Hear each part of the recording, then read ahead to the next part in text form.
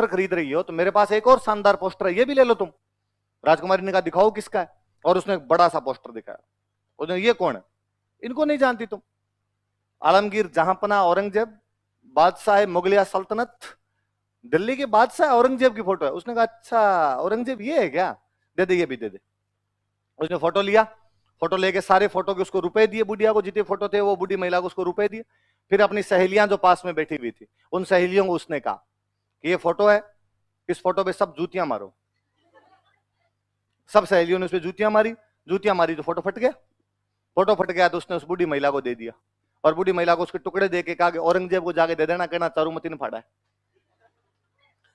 बुढ़िया दिल्ली गई, दिल्ली जाके उसने औरंगजेब को कहा कि साहब ये आपका फोटो है, चिंदी चिंदी कर दी इसकी। किसने? तो साहब को चारूमती नाम की राजकुमारी है रूपनगढ़ की, और उसने ये किया है, और कहा और है कि जाके तुम्हारे औरंगजेब को दिखा देना। और तौबा तौबा, मैं तो बता भी नहीं सकता, बता भी नहीं सकती कि लड़कियों की कैसी कैसी गालियां निकाल रही थी आपको।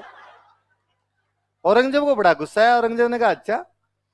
औरंगजेब ने हाथों हाथ रूपनगढ़ के लैंडलाइन पर फोन किया कि मैं इतनी तारीख को चारूमती से ब्याह करने के लिए आऊंगा।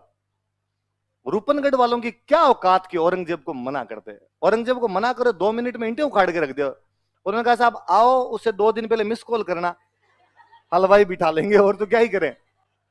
ये बात चारूमती को पता चली कि मेरी शादी किससे करने जा रहे हैं, औरंगजेब। उसने अपने भैया को, पापा को मना किया कि ना, मैं औरंगजेब से शादी नहीं करूंगी। और तुम किससे पूछ के मेरी शादी औरंगजेब से कर रहे हो? भैया ने कहा तू किससे पूछ के पोस्टर फाड़ रही थी? तेरे चक्कर में कांड हुआ है। ना पोस्टर फाड़े, ना कोई लफड़ा हो, ना औरंगजेब धमकियां दे, ना अपने को ब्याह करना पड़े। और उसने कहा कि अब कर दिया हो तो कर दिया, पर मैं ब्याह नहीं करूंगी औरंगजेब से। भैया ने समझाया कि देख तू नहीं करेगी, औरंगजेब अटैक करेगा।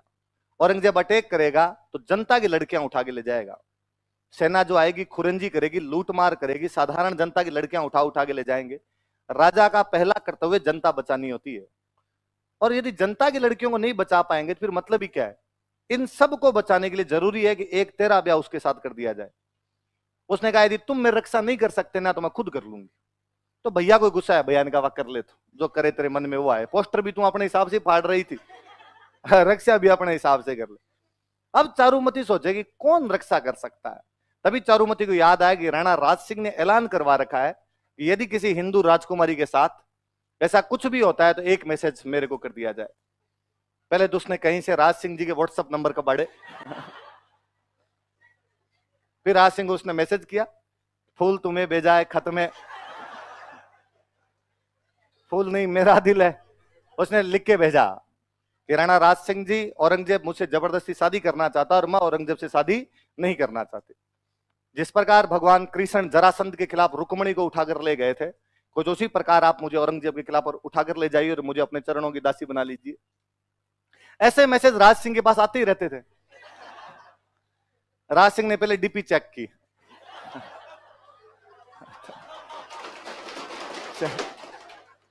लगा कि ठीक। राज सिंह ने वापस भेजा थम्स अप। राज सिंह ने कहा कि शादी वाला कार्ड भेज दो, चाक भात लगन किस तारीख को है, औरंगजेब की बारात आएगी उससे पहले पहले अपने आ जाएंगे। अब राज सिंह ने औरंगजेब के पास मैसेज किया कि भाई औरंगजेब इधर अपने जाएंगे देख। उससे थोड़े दिन पहले मैंने एक जगह बताई, जीलवाड़ा, जीलवाड़ा, उस जीलवाड़ा के पास में एक जगह पड़ती है रूपनगर। कौन सी जगह है? वहां की राजकुमारी थी चंचल कुमारी। उस चंचल कुमारी से भी औरंगजेब ब्याह करना चाहता था। राज सिंह पहले जाके करके आ गया, तो औरंगजेब बिफर गया। औरंगजेब ने कहा ये क्या तरीका हुआ, वहां भी तू यहां भी भाई भाई कोई मिल बांट के करते हैं। राज सिंह ने कहा आगे वाला नंबर तेरा, इस बार डीपी देख ली है, अब कंट्रोल नहीं है, देख तुम यहां ब्याह मैं करूंगा, बाकी का देख लेंगे आगे, आगे 2 मौके तेरे को दे दिए जाएंगे। औरंगजेब ने कहा तो ठीक है, इस बार अपने तो भाई खुद के ईगो की बात है, और उसने यार मेरी फोटो फाड़ के फेंक दी थी, और इस बार अपने दोनों करेंगे लड़ाई, और जो लड़ाई में जीतेगा उससे ब्याह हो जाएगा।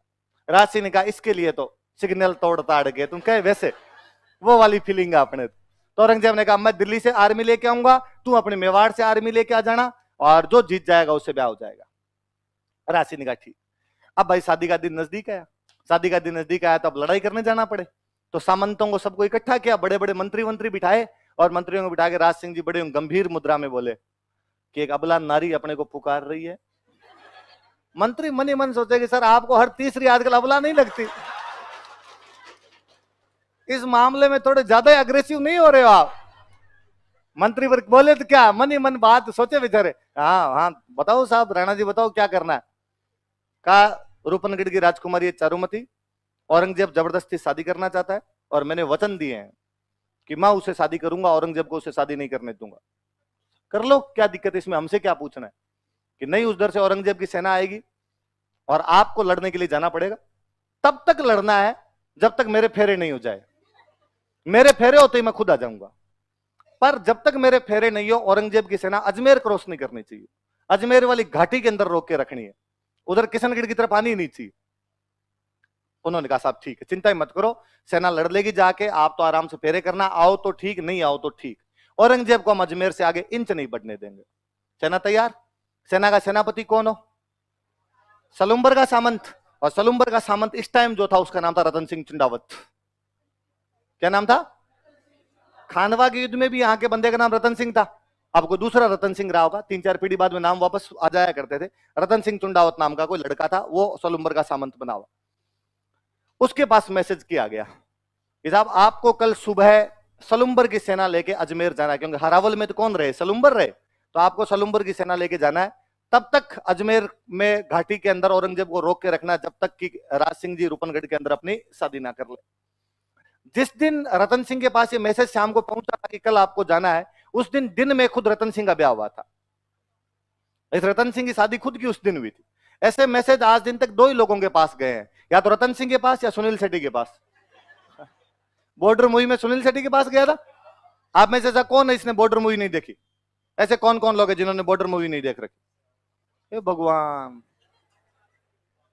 आपको तो जीने के अधिकार ही, मेरा बस तो करे तो मैं श्राप दे दूं। आप आज ही घर पे जाके कौन सी मूवी देखोगे? जिन्होंने देख रखी हो उसका रिवीजन करो। अरे बॉर्डर कल्ट मूवी है भाई इंडियन सिनेमा की, वो नहीं देखी तो क्या देखी? पहले हमारे छोटे शहरों में तो वैसे लगा करती थी, दर्शकों की मांग पर एक बार फिर से 3 दिन के लिए बॉर्डर दिखाई जाएगी ना। वो साइकिल वाला घूमता था संदेश से आते हुए गाता हुआ, तो बॉर्डर मूवी वो है भाई, बॉर्डर देखनी है। तो यहाँ सुनील शेट्टी के पास मैसेज आया था या रतन सिंह के पास मैसेज? रतन सिंह ने जैसे मैसेज पढ़ा कि कल सुबह आपको युद्ध करने के लिए अजमेर जाना है, रतन सिंह ने कहा अपने तो आज जाए कल जाए। राणा जी की डेली ब्याह होते हैं, मेरा तो एक बार हुआ है। जब उसकी रानी जो थी, जो रतन सिंह था उसकी रानी थी, बूंदी की हाड़ी रानी थी, सहल कंवर। क्या नाम था? बूंदी की थी। कहां की थी? और बूंदी में मैंने बताया था हाड़ा होते थे, तो हाड़ी रानियां हुआ करती थी। उसको बेचारी को पता चला, उस सहल कंवर को पता चला भाई मेरे पति जो सेनापति है उनके पास ये मैसेज आया है कि लड़ने के लिए अजमेर जाओ और मेरे पति मना कर रहे हैं। तो उसने समझाया रतन सिंह कि आपको ऐसे नहीं करना चाहिए, आप मेवाड़ के सेनापति हो और आप सलुम्बर के सामंत, और सलुम्बर वालों को ये ड्यूटी इसलिए मिली, ये राइट, ड्यूटी भी क्या कहा जाए, राइट, सबसे आगे लड़ने का, सेनापति बनने का, इसलिए मिला क्योंकि आपके फोरफादर चुंडा ने कभी ये प्रतिज्ञा की थी कि वो राजा नहीं बनेगा बल्कि अपने सौतेले भाई को राजा बनेगा, और वो हमेशा मेवाड़ की सेना का क्या रहेगा, सेना। पीढ़ियों से ये परंपरा को आपके बढ़ के निभाते आए हैं, आप इस प्रकार मना नहीं कर सकते, आपको लड़ने के लिए जाना चाहिए। राणा जी ने जब संदेश भेजा है, आप राणा जी के संदेश को मना कैसे कर सकते हो? उसने कहा तू नहीं समझती, राणा जी के डेली ब्याह आते हैं, राणा जी अपने ब्याह के चक्कर में लोगों की सुहागरात कैसे खराब कर सकते हैं? राणा जी को भी तो कुछ सोचना चाहिए। मेरा आज ब्याह हुआ है, पर उस बेचारे ने खूब समझाया उनको और उसको कहा कि भाई यदि तुम नहीं जाओगे तो तुमसे सेनापति का अधिकार छीन लिया जाएगा, तुम्हारी जो आने वाली पीढ़ियां होगी वो इस बात पर थू थू करेगी कि हमारा एक दादा परदादा इतना निबड़ा निकल गया था कि युद्ध लड़ने के लिए नहीं गया लुगाई के चक्कर में, इस चक्कर में हमसे जो सेनापति का अधिकार था वो छीन लिया। उसने मोटिवेट किया तो रतन सिंह ने कहा भाई ठीक, मैं चला जाऊं। दूसरे दिन सुबह सुबह घोड़े वोड़े तैयार किए, सेना वेना तैयार की, घोड़े लेके रतन सिंह जी जा रहे, बैकग्राउंड में वापस म्यूजिक चले, जाते हुए लम्हों जरा ठहरो। जैसे ही उस हाड़ी रानी वाले महल के पास आए तो रतन सिंह जी का घोड़ा अपने आप ही रुक गया। रतन सिंह जी ने ऊपर देखा तो रानी जरोखों में खड़ी खड़ी देख रही, और रतन सिंह जी ने अपने पास में कोई सोल्जर खड़ा था उसको कहा ऊपर जा, और ऊपर जाके रानी को कहे कि मेरे लिए कोई निशानी भेज दे। क्या भेज दे? अंगूठी वंगूठी कुछ ही भेज दे। उसको लगा कि यार कोई चूड़ी अंगूठी कुछ भेज देगी, टाइम पास करेंगे यार थोड़ी देर। कैसे रहा जाए, नया नया ब्याह हो रखा आदमी।